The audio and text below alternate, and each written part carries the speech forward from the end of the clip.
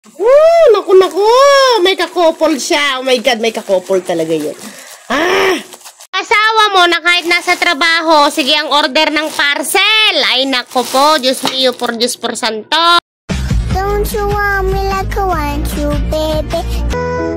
Meow, meow, meow, meow, meow.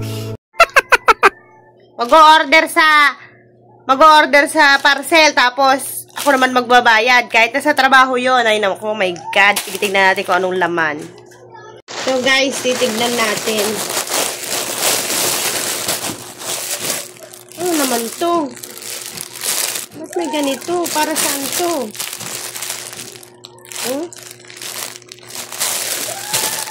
Para saan naman to? God. Ito. Short.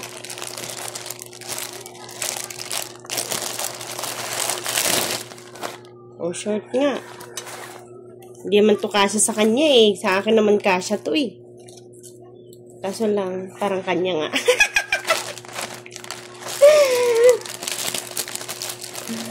Tapos, sinignan ko to kanina, ang pangalan. Ang receiver naman ay si Darius nga. Oh, nakalagay naman. Hindi ko to bubuksan kung hindi nakapangalan sa kanya. Bahala na siya kung pina-order lang sa kanya. Ay, di siya na magpaliwanag. Malay ko ba? Tapos, ano ito? Oh, flashlight. Oh.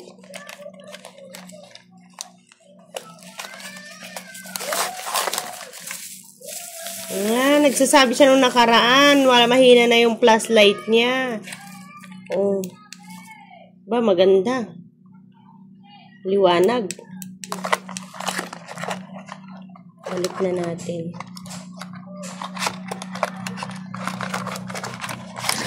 Baka buksan niya mamaya eh.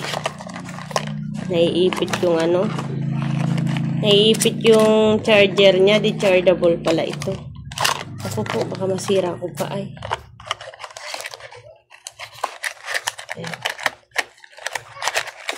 Ba yun? Kumakalang. Balik natin. Kasi hindi ko na may balik to dito sa plastic niya.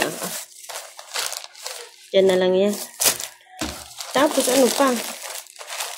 Ba't ang daming laman?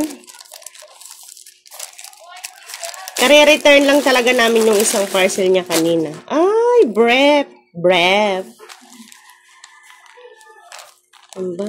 Wala na kasi, butas-butas na kasi yung mga brief niya eh. Kaya nag-order na rin siguro. Hindi na nasasalo ng itlog niya. Butas na.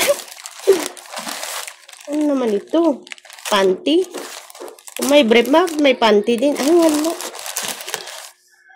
Parang panty nga. Ay, panty nga. Panty nga.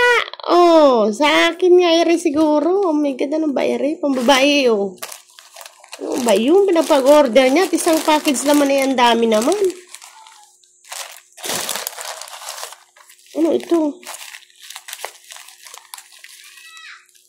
Oh. Wow. Mysterious. Wow, couple. Ang ganda. Kaya itong order niya to, bakit remix? Wow, ang ganda. Kanino naman kaya ito? Naku, naku. May kakopol siya. Oh my God, may kakopol talaga yun. Ayun. Oh, wala na. Yun lang lahat yung laman. Oh my God. Nga pala, di ba may nabanggit ako kanina na parcel ni Mister na kababalik lang. Di ba nabanggit ko kanina? Ganito yon. Nag-order siya ng clip pan sa Temu. Sa Temu din. Temu ata or Lazada yun. Basta ganun. Hindi. Shopee. Shopee. Yun. Ay, di nangyari. Umorder siya ng buy one take one na clip pan. Nung unang order niya, maganda.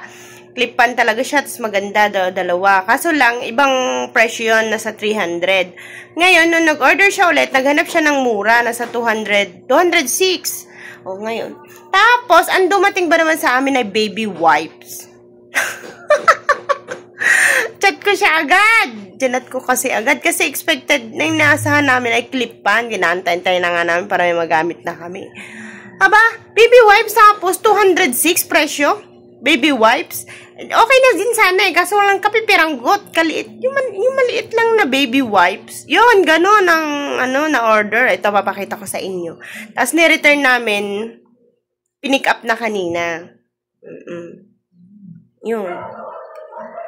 Pinick up na, binidyohan ko din yung nag-pick up kasi baka mamaya yung pera kasi hindi pa na ibabalik sa amin. So, isusoli daw muna nila yung items doon sa bodega nila, saka ipaprocess yung refund. At sa apps na daw yun, marirefund yung pera. So, yun nga guys. So, balik tayo dun sa mga in-order. Hay naku, bayad na daw. Sabi nung anak ko kasi siyang nag-receive at dito, bayad na daw. Sa dami nito, bayad na. Saan siya kumuha ng pera niya?